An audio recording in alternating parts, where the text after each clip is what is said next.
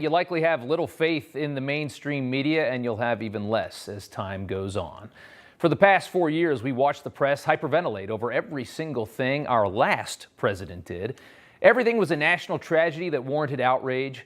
Small, unimportant stories became crises every day, anthills into mountains, and then suddenly we had a new president. And a massive story as big as any alleged under Trump was not just marginalized, but flat out ignored and suppressed. But the laptop from hell is not going away. While the president fails at nearly every task he is faced with, he has another issue that keeps coming back: his crackhead son, Hunter, the artist. According to new emails obtained from Hunter's laptop by the Daily Mail, President Biden and his son shared bank accounts and paid each other's bills. Well, why is that a big deal? It's just a father and son. Well, it's because Hunter takes money from all over the world, including from countries that hate the United States, and he did so while his dad was the VP. The emails between Hunter and his business partner at Rosemont Seneca, Eric Sherwin, show that Sherwin was working on Joe's taxes, discussing Joe and Hunter paying each other's bills, and even fielding requests for a book deal for the then vice president. Now it appears the ongoing FBI investigation into Hunter Biden's finances will also likely be an investigation of the sitting president of the United States. In a 2010 email, the business partner, Sherwin, explained to Hunter how he was dealing all afternoon with JRB's taxes, but was able to solve a big issue, making it all worthwhile. In another email later that year, Sherwin wrote, "Your dad's Delaware tax refund check came today. I am depositing it in his account and writing a check in that amount back to you, since he owes it to you. Don't think I need to run it by him, but if you want to, go ahead. If not, I will deposit tomorrow." It's unknown what specifically Joe Biden owed Hunter Biden money for, but Hunter has been caught in emails complaining about how much of his foreign payoffs he had to give to his father. And it's also interesting to hear, after so many promises, that Biden had no idea what his son Hunter was up to. Additional emails between Sherwin and Hunter discuss a request by an aide for Democrat Senator Robert Menendez, another highly corrupted Democrat who was recently investigated but got off the hook thanks to laws that make corruption nearly impossible to prove. The request that VP Biden hosts the U.S.-Spain Council's 2010 annual meeting at the vice president's residence in Washington, D.C., where the two intended to ingratiate themselves with the CEOs of the major banks. That's some good people to know. We also learned from this joint account that funds from the alleged joint account were used for Hunter's May 2018 week-long bender with a prostitute in a Hollywood hotel, which just makes Hunter so exciting, doesn't it? And now we have the president allegedly paying for his son's hookers, if you've got a joint account, technically. Now, naturally, the media sees all of this and they just yawn, like they always do. They don't want to know about it. They don't want to hear it. They don't care.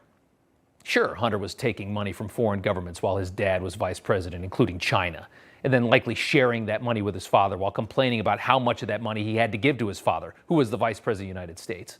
Why would that be a story? The president has repeatedly claimed to have no knowledge of his son's business dealings, which we now know is a complete lie, while at the same time he's always said Hunter did nothing wrong. I have never discussed with my son or my brother or anyone else anything having to do with their businesses, period. And it turns out he did not do a single thing wrong, as everybody's investigated. Look, my son did nothing wrong at Burisma. I think he did. I'm confident. He's confident. It's a story that's been developing for a year now. It began with the bombshell report by the New York Post, which revealed Hunter Biden's abandoned laptop carried proof that he sold influence while his dad was the VP. At the time, the bombshell was angrily dismissed by the left-wing press and Democrats. You couldn't find the story anywhere. Russian disinformation, they screamed violently into their cameras. Hunter's ex-partner, Tony Bobulinski, then entered the picture, coming forward and authenticating the emails publicly. A guy that worked with Hunter Biden, a guy that was not a Republican, that just said, I came out because people need to know this. And he said Joe was in on all of it too. It was the best possible source that the media could ask for. Somebody that worked with Hunter Biden, that knew the whole thing and had no agenda. But still, the media, I don't want to know about this. They could not let Donald Trump be reelected. They would have done anything to protect Joe Biden. It was full-blown collusion between the DNC and the media in this country. And to this day, it's one of the greatest crimes the media has ever committed in this country. As time went on, the New York Post's Miranda Devine detailed many other shocking stories from the laptop, such as text messages suggesting that Joe paid for Hunter's drug-fueled stay in Los Angeles, which had the Secret Service concerned. But the story still, of course, intentionally ignored. Eventually, political reporter Ben Schreckinger admitted in his book called The Bidens Inside the First Family's 50-Year Rise to Power, evidence that some of the purported Hunter Biden laptop material is genuine, including 2 emails at the center of last October's controversy. So now you have Politico, which runs way left, saying, yeah, it's true. We never wanted to tell you about this. We didn't want it to screw up the election, but now, almost a year later, we're going to admit that it's true. And then that story disappeared as fast as it popped up. It's fitting that these new emails are coming to light now. Tomorrow is the 1-year anniversary of the Post's initial report on Hunter Biden's emails, something that big tech suppressed as hard as they could. You could basically only find it on the streets of New York laying in, a trash bin.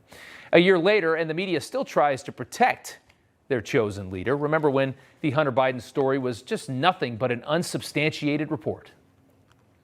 He's been hyping this unverified, unsubstantiated New York Post report about Hunter Biden and his father. Trump's still pushing unfounded theories of wrongdoing by Joe Biden and his son Hunter in Ukraine. Wrongdoing of Hunter Biden and his father, then Vice President Joe Biden, are unsubstantiated and have been repeatedly debunked. The unsubstantiated Hunter Biden story. Hunter Biden has faced unsubstantiated allegations from President Trump.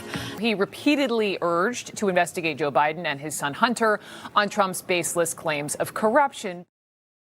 How pathetic they all sound now. I mean, isn't it just amazing to listen to?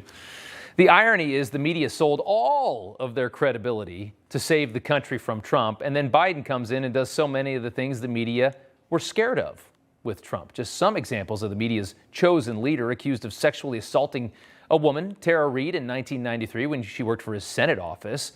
Certainly the most credible claim, far more credible than anything against Donald Trump. A story the mainstream press effectively ignored after going full 5 alarm on the Access Hollywood comments and, of course, Stormy Daniels. There's corroboration of Reade's account, including from a former neighbor who says Reade told her of the alleged assault back in 1995. An unnamed friend told CNN that Reade confided the story in 93, and there's tape of a woman who appears to be Reade's mother calling into Larry King Live way back in 93 and sharing vague allegations of problems with a senator that were kept private out of respect for the politician. Biden, of course, denying Reade's allegation, and the media helped him do that. That was enough for them. The press went insane trying to peg Trump as a racist. The evidence of Biden's racism is far worse, of course. Remember Kamala calling him out for the busing, and now she's the VP. You can see how much she really believed in that. He's the senator that didn't want his kids growing up in a racial jungle. And then there's the interview with Charlemagne the God. But I tell you, if you have a problem figuring out whether you're for me or Trump, then you ain't black. You ain't black. Trump spent 4 years lifting up the black community, increasing wages, increasing jobs. Biden, as Democrats always do, is putting them back on the dole as fast as is humanly possible. The media told us Trump was owned by the Russians, which never really actually made any sense and was clearly disproven. Meanwhile, Biden and his party forcefully resisting holding any real hearings on the origins of COVID-19. We all know Biden's son took a tremendous amount of money from China years ago. Imagine for a moment that Don Jr. collected perhaps billions of dollars in China. And then a pandemic hits and Trump shows a complete and utter disregard for determining its origins when all of the evidence points to a Chinese lab. Just envision CNN with that story for a second. MSNBC, NBC News, ABC News, New York Times, Washington Post. Imagine all of them with that story. The newspaper would explode in your hands. What a time.